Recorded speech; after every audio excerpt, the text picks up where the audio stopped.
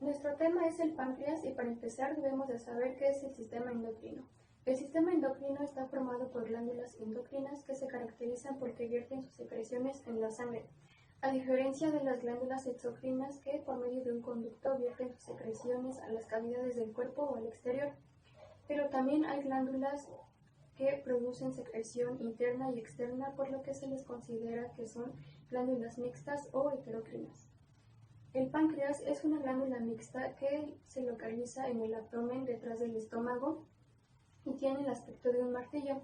Se dispone transversalmente en el epigastrio, que es en esta parte, en el hipocondrio izquierdo, que es en esta parte, y se le consideran tres partes principales.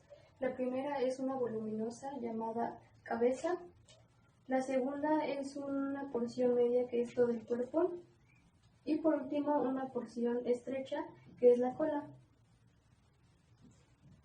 Está constituido por grupos de células glandulares, los acinos, que producen el jugo pancreático que salen por el conducto pancreático. Entre los acinos se encuentran grupos de células que forman a los islotes pancreáticos que se mencionarán en la parte endocrina. Otra de las características generales del páncreas es que es de aspecto lobulado, es de color amarillo pálido y pesa entre 85 a 100 gramos. De altura mide 12 centímetros a 15 centímetros, de 1 a 3 centímetros de diámetro anteposterior y de 4 a 8 centímetros de altura. Su peso está constituido por el 71% de agua, de proteínas tiene el 13% y en grasa puede ser variable y se le oscila como entre el 3 al 20%. El extremo ancho del páncreas se llama cabeza, las secciones medias son el cuello y el cuerpo, y el extremo delgado es la cola. El proceso unciforme es la parte de la glándula que se dobla hacia atrás y por debajo de la cabeza del páncreas. La cola se encuentra en el lado izquierdo del cuerpo, mientras que la cabeza y el proceso unciforme se encuentran en el derecho. El conducto pancreático pasa por todo el páncreas y transporta las secreciones pancreáticas hasta la primera parte del intestino delgado llamado duodeno. El conducto biliar común va desde la vesícula biliar tras la cabeza del páncreas hasta el punto donde se une al conducto pancreático que forma la ampolla de Vater en el duodeno. El páncreas se divide en 4 partes. La cola, ubicada en el lado izquierdo del cuerpo, es la parte final y la más estrecha del páncreas. En esta parte es donde descansa, es decir, termina el conducto pancreático para así entrar en contacto con parte del estómago y el vaso. El cuerpo es la conexión entre la cabeza y la cola.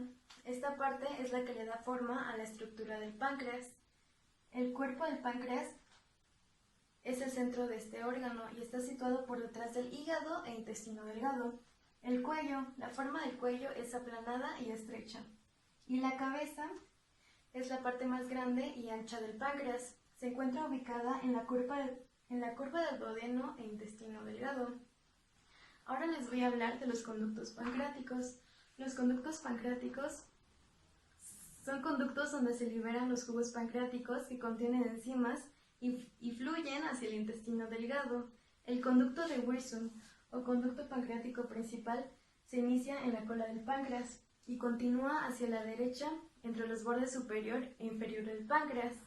En la cabeza del páncreas, el conducto principal gira hacia abajo y se une al colédoco al nivel de la papila de Vater.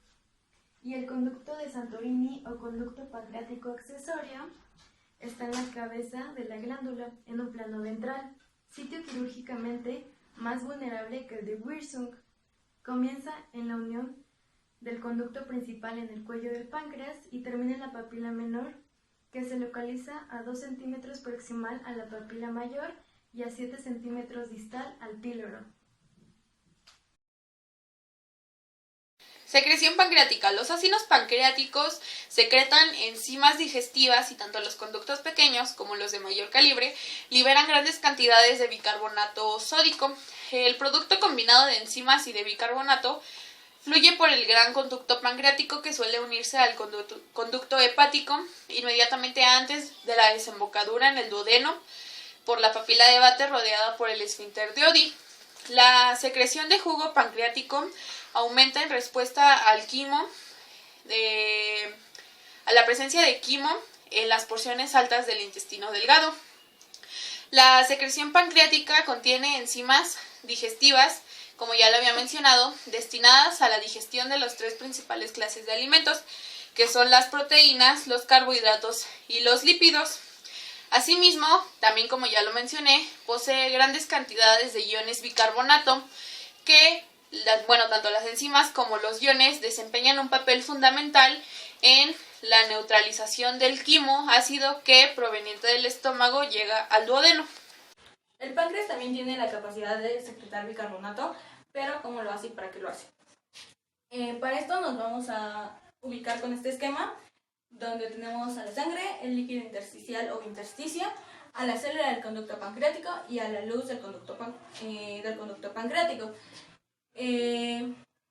Para comenzar, el CO2 proveniente de la sangre ingresará a la célula del conducto pancreático y aquí reaccionará con el agua gracias a una enzima llamada anhidrasa carbónica.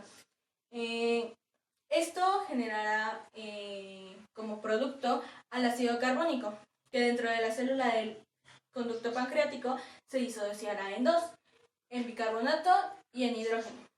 A su vez, más bicarbonato entrará a la célula del conducto pancreático, pero lo hará junto con sodio por medio de un cotransporte, y el bicarbonato de la célula del conducto pancreático se dirigirá hacia la luz del conducto, pero por medio de un transporte activo secundario también permitirá la entrada a la célula del conducto pancreático a cloruro.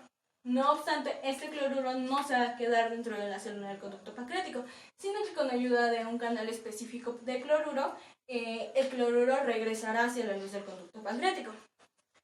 Mientras que el hidrógeno producido de la disociación del ácido carbónico regresará nuevamente al intersticio y con ayuda de un transporte activo secundario ingresará a más sodio hacia la célula del conducto pancreático.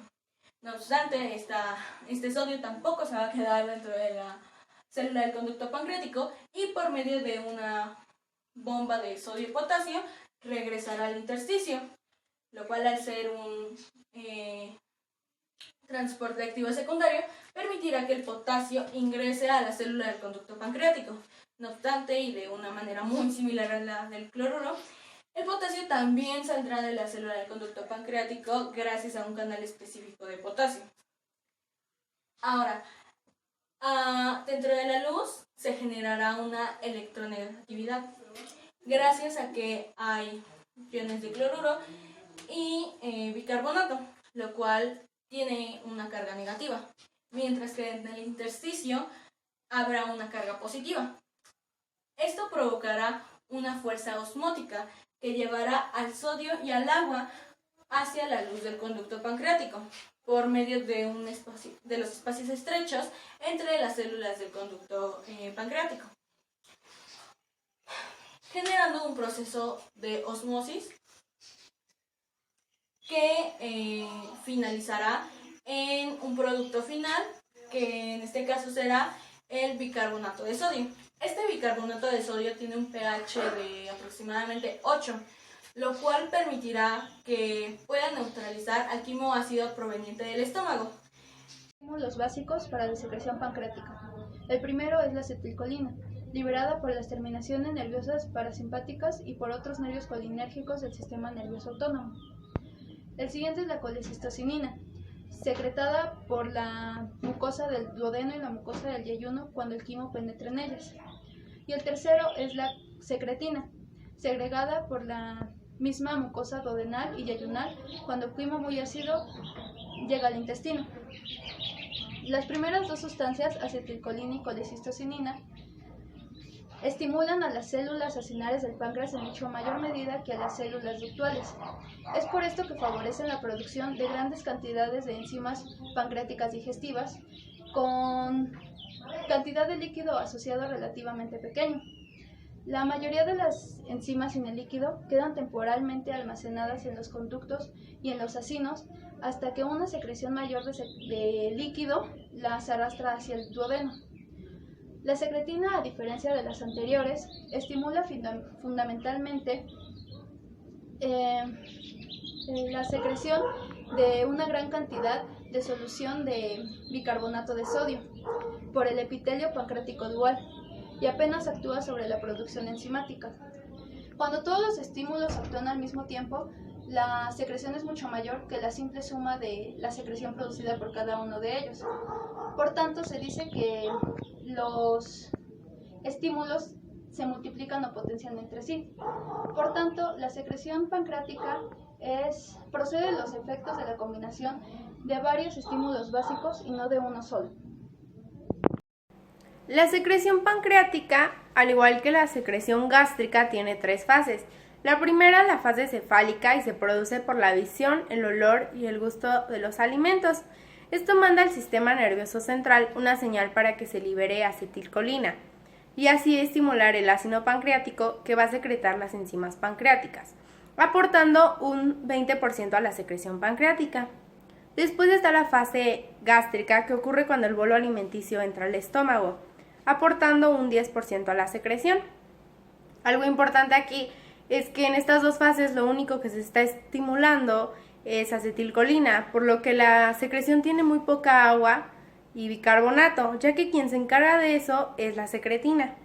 Ahora, en la última fase, que es la intestinal y es la más importante, ocurre cuando el quimo pasa al duodeno y estimula las células S, que van a liberar secretina, y las células I, que liberan colecistocinina, aportando un 70% a la secreción pancreática. El ácido clorhídrico proveniente de la secreción gástrica es el único componente del quimo capaz de liberar secretina.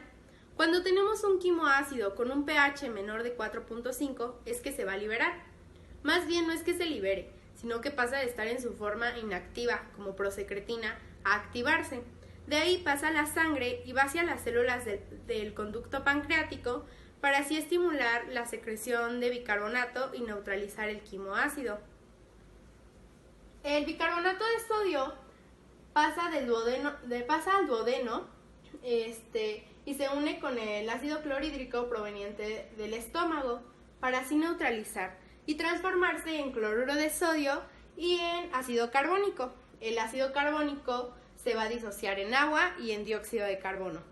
El agua junto con el cloruro de sodio van a seguir su trayecto hacia el intestino, mientras que el dióxido de carbono va a pasar a la sangre para ser liberado en la respiración, con lo que nos queda una solución neutra de cloruro sódico para neutralizar el quimo ácido. La secreción de bicarbonato tiene un pH de 8 para tener un equilibrio ácido-base y poder evitar para evitar las úlceras. La colecistocinina es una hormona que contribuye al control de la secreción pancreática de enzimas digestivas. Su liberación depende de la presencia de proteasas y de peptonas, que son producto de la degradación de proteínas y de la presencia de ácidos grasos de cadena larga. Digestión de proteínas. Las enzimas que digieren a las proteínas son las proteasas. La mayor parte de la digestión proteica tiene lugar en el intestino delgado, en el duodeno y en el yeyuno, por efecto de enzimas proteolíticas de la secreción pancreática, las cuales son el tripsinógeno, el quimiotripsinógeno, las proelastasas y las procarboxipolipeptidasas. Estas se encuentran en el jugo pancreático en forma de proenzimas, es decir, en enzimas inactivas. Estas se activan a la luz del intestino. En el caso del tripsinógeno, se activa por la acción de la enzima enterosinasa, que es secretada en la mucosa intestinal. Cuando el tripsinógeno se activa, se vuelve tripsina. Esta propia tripsina puede activar a las demás enzimas. Por lo tanto, por la acción de la tripsina, el quimiotripsinógeno se vuelve quimiotripsina, las proelastasas, elastasas y las procarboxipolipeptidasas en carboxipolipeptidasas. Estos además se dividen en dos tipos de familias enzimáticas. La tripsina, la quimiotripsina y las elastasas pertenecen a la familia enzimática de las endopeptidasas, las cuales rompen enlaces peptídicos dentro de la cadena polipeptídica. Las carboxipolipeptidasas pertenecen a la familia enzimática de las exopeptidasas, las cuales separan a los aminoácidos en el extremo de la cadena polipeptídica. En cuanto a su función en la digestión de proteínas, la tripsina y la quimiotripsina degradan proteínas completas o péptidos sin liberar aminoácidos. Las carboxipolipeptidasas degradan péptidos y liberan aminoácidos, y las elastasas degradan la fibra elastina. Las enzimas pancreáticas solo degradan un pequeño porcentaje de las proteínas en sus aminoácidos constituyentes, mientras que la mayoría permanece en péptidos. Digestión de grasas. Las enzimas que ayudan a la digestión de las grasas son principalmente la lipasa, la fosfolipasa y el colesterol esterasa. La lipasa hidroliza las grasas neutras, retirándole 2 de los 3 ácidos grasos de cada triglicérido, para así liberar ácidos grasos libres y monoglicéridos. El colesterol esterasa hidroliza a los esteres de colesterol, y la fosfolipasa separa los ácidos grasos de los triglicéridos para su mejor absorción. La enzima digestiva, pancreática, destinada a la digestión de los carbohidratos es la amilasa pancreática, que se encarga de hidrolizar a los almidones, al glucógeno y gran parte de los carbohidratos restantes para formar disacáridos y algunos trisacáridos. Entre la secreción pancreática también se encuentran ribonucleasas y desoxirribonucleasas, que son fosfodiesterasas capaces de hidrolizar los enlaces fosfodiésteres de los ácidos nucleicos. La glándula de secreción interna o endocrino tiene estructuras llamadas islotes pancreáticos, en donde se encuentran las células alfa, beta y delta. Las células beta representan casi el 60% de la totalidad y se encuentran sobre todo en el centro de cada islote. Secretan la insulina y la mielina, que es una hormona que puede liberarse paralelamente a la insulina, pese a que no se conoce bien su función. La célula alfa representa un 25% y secreta el glucagón. La célula delta, que representa un 10% de somatostatina. Además existe otro tipo de célula, que es la célula PP, en cantidad reducida, que produce una hormona llamada polipéptido pancreático. La relación de estas células es que pueden facilitar la comunicación intercelular y el control directo de la secreción de algunas hormonas sobre las demás. Una hormona es una sustancia química que transmite mensajes a diferentes partes del cuerpo. En el caso del páncreas, su hormona estrella va a ser la insulina. La producción de ella comienza en el ribosoma, donde se va a traducir el ARN proveniente del núcleo, para así pasar a preproinsulina, que esta va a ser desdoblada en el retículo endoplásmico para formarse proinsulina, la cual va a constar de 3 cadenas, la cadena A, la cadena B y la cadena C. Para que la preproinsulina se vuelva insulina, lo que pasa es que se cortan las cadenas y se une únicamente la cadena A y la cadena B por un enlace llamado puente disulfuro, quedando así aparte el péptido C. La función principal de la insulina es mantener en un rango de normalidad la glucemia, que es la cantidad de glucosa que hay en la sangre. Ese rango de normalidad está entre 75 y 110 miligramos por decilitro. La pancreática es la encargada de producir la insulina. Por lo tanto, dentro de este esquema, lo que está representado es una célula beta pancreática. Para iniciar necesitamos que la glucosa ingrese al interior de la célula beta pancreática, y esto lo hará con ayuda de un transportador de glucosa llamado GLUT2. Ya dentro de la célula, la glucosa reaccionará con una enzima llamada glucosinasa, lo cual la transformará en glucosa 6-fosfato. Esta glucosa 6-fosfato podrá ingresar a la mitocondria y llevar a cabo los procesos de glucólisis, ciclo de Krebs, respiración, lo que resultará en ATP. Este ATP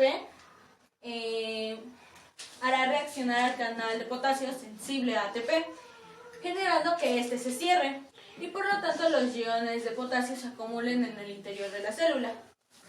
Este incremento de iones de potasio generará una despolarización que hará reaccionar al canal de calcio dependiente del voltaje, lo cual abrirá este canal haciendo que los iones de calcio ingresen al interior de la célula.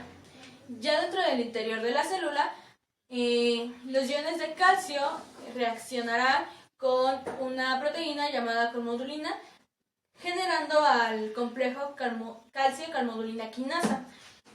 Este complejo calcio-calmodulina quinasa generará una cascada de señalización, la cual hará reaccionar, más bien activarse a una proteína contráctil llamada plextrina. Esta plextrina actuará en la célula beta pancreática generando una contracción citoesquelética que provocará que los gránulos secretores de insulina puedan como tal liberar a la insulina hacia la sangre y obviamente fuera de la célula beta pancreática. Ya fuera de la célula, la insulina tendrá que dirigirse a diferentes ubicaciones del cuerpo para generar sus funciones. Esto lo hará con ayuda de señalizadores o indicadores más bien, los cuales son llamados células o órganos diana o células o órganos blancos, los cuales le indicarán a la insulina que ahí es donde debe de actuar. De la insulina sobre el metabolismo de los carbohidratos. Inmediatamente después de consumir una comida rica en carbohidratos, la glucosa que se absorbe en la sangre induce a una secreción rápida de la insulina. La insulina, por su parte, provoca una captación rápida de almacenamiento y aprovechamiento por casi todos los tejidos del organismo, pero principalmente por los músculos de tejido adiposo y por el hígado. Durante gran parte del día, la energía para el tejido muscular no depende de la glucosa, sino de los ácidos grasos. Esto se debe a que la membrana muscular en reposo es poco permeable para la glucosa, salvo que se induzca a la fiebre muscular por la insulina. Las cantidades de secreción de insulina entre comidas es muy reducida para que haga una entrada importante de glucosa a las células musculares, los miocitos. Existen dos situaciones en las que el músculo consume mucha glucosa. Una de ellas es el ejercicio moderado o intenso. En esta utilización de la glucosa no se requiere gran cantidad de insulina, ya que las fibras musculares que se ejercitan se tornan permeables a la glucosa, por lo que aún en ausencia de insulina basta con la simple contracción. El segundo estado en el que el músculo consume mucha glucosa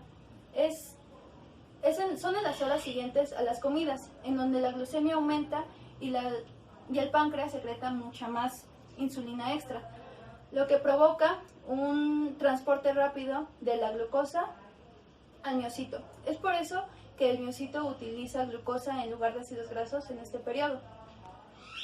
Si el músculo no se ejercita, pero la glucosa se transporta en forma abundante a su interior, la mayoría de esta se depositará como glucógeno y no será utilizada como sustrato energético.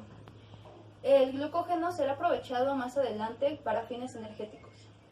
Uno de los efectos más importantes de la insulina sobre el metabolismo de los carbohidratos es el depósito casi inmediato de glucógeno en el hígado, a partir de casi toda la glucosa absorbida después de una comida. Entre comidas, cuando ya no se dispone de alimentos y la glucemia comienza a decaer y la secreción de insulina se decrece con rapidez, lo que pasa es que el glucógeno hepático se va a volver a transformar en glucosa que será liberada de sangre para evitar que la glucemia se baje demasiado. Aquí tenemos un esquema en donde se consume un chocolate. Después de pasar por todo el metabolismo de los carbohidratos, pasa a ser glucosa y esta glucosa se deposita en la sangre.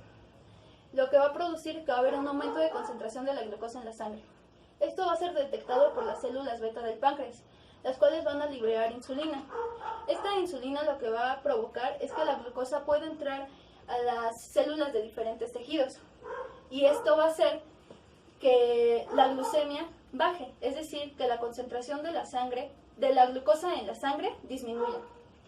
Por otra parte, si nosotros hacemos ejercicio, nuestra concentración de glucosa en la sangre, es decir, la glucemia, va a empezar a descender. Y esto va a ser detectado por las células alfa del páncreas, las cuales van a producir glucagón y van a hacer que el glucógeno almacenado en el hígado vuelva a transformarse en glucosa para salir de nuevo a la sangre y volver a recuperar el nivel normal de la glucemia. Efectos de la insulina en el metabolismo de las grasas.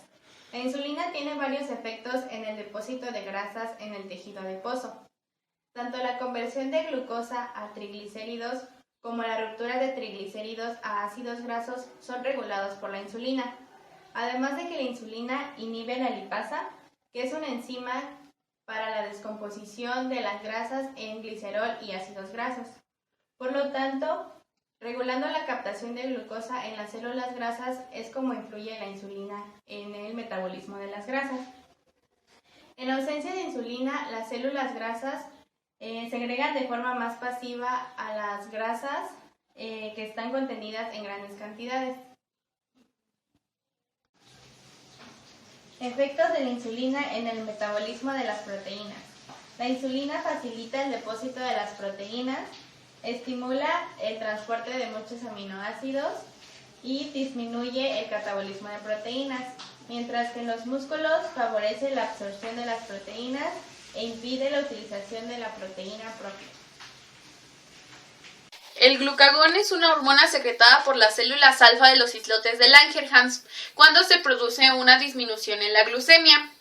Esta hormona está conformada por una cadena de 29 aminoácidos y cumple con funciones diametralmente opuestas a las de la insulina.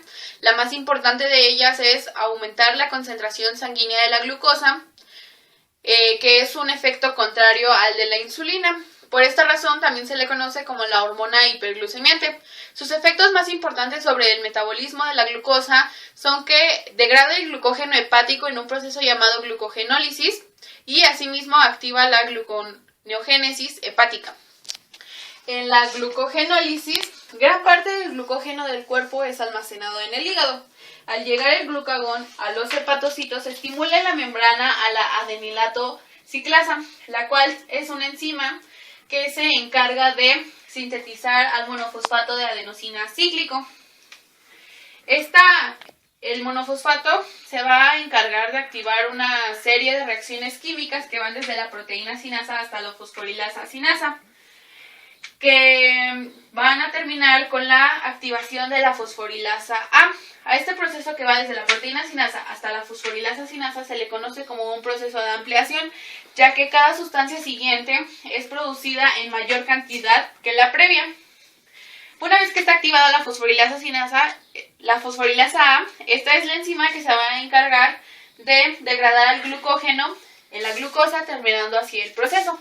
Por otra parte, en la gluconeogenia, el glucagón va a propiciar un mayor transporte de los aminoácidos hacia el hígado. Estos aminoácidos van a servir como sustrato para que este órgano los libere, pero en forma de glucosa. Casi todos los demás efectos del glucagón se manifiestan solo cuando su concentración aumenta muy por encima del máximo habitual medido en sangre. El efecto más importante de una alta concentración del glucagón es la activación de la lipasa en células adiposas, que da a los demás tejidos una mayor disponibilidad de ácidos grasos para su consumo energético. Una elevada concentración del glucagón también estimula la contracción cardíaca, el flujo sanguíneo, sobre todo en los riñones, favorece la secreción biliar e inhibe la secreción de ácido clorhídrico por parte del estómago. La regulación de la secreción del glucagón es principalmente controlada por la concentración sanguínea de la glucosa. Esta concentración sanguínea de la glucosa ejerce sobre la secreción del glucagón un efecto exactamente opuesto al que ejerce sobre la secreción de la insulina. El incremento de los aminoácidos en la sangre también es un factor importante en la secreción del glucagón. La importancia de esto radica en que el glucagón propicia un transporte rápido de los aminoácidos hacia el hígado y estos van a ser convertidos de manera rápida en glucosa. En eso radica la importancia de ese proceso. También la concentración, el ejercicio agotador cuadruplica o quintuplica la concentración de glucagón en la sangre. No se sabe bien por qué sucede esto, porque al hacer ejercicio los niveles de glucemia no siempre descienden. Sin embargo, puede ser por el incremento de los aminoácidos al momento de hacer ejercicio, o también puede ser por una estimulación beta-adrenérgica de los islotes de Langerhans. Las células delta de los islotes de Langerhans secretan la hormona somatostatina, un polipéptido que solo contiene 14 aminoácidos, y una semivida extraordinariamente corta, de tan solo 3 minutos en la sangre circulante. Casi todos los factores relacionados con la ingestión de los alimentos estimulan la secreción de la somatostatina, como el aumento de la glucemia, el aumento de los aminoácidos, el aumento de los ácidos grasos y el aumento de la concentración de varias hormonas gastrointestinales liberadas desde la parte superior del tracto digestivo tras la ingestión de alimentos. Por su lado, la somatostatina posee numerosos efectos inhibidores. La somatostatina actúa localmente sobre los propios islotes de Langerhans y reduce la secreción de la insulina y el glucagón. La somatostatina reduce la motilidad del estómago y duodeno y la vesícula biliar. La somatostatina disminuye tanto la secreción como la absorción por el tubo digestivo. Tras agrupar todos estos datos, se ha propuesto que la función principal de la somatostatina consiste en ampliar el periodo durante el cual se asimilan los nutrientes en la sangre. Al mismo tiempo, la depresión de la secreción de la insulina y el glucagón por la somatostatina reduce la utilización de los nutrientes absorbidos por los tejidos y evitar su agotamiento rápido con el que prolonga su disponibilidad.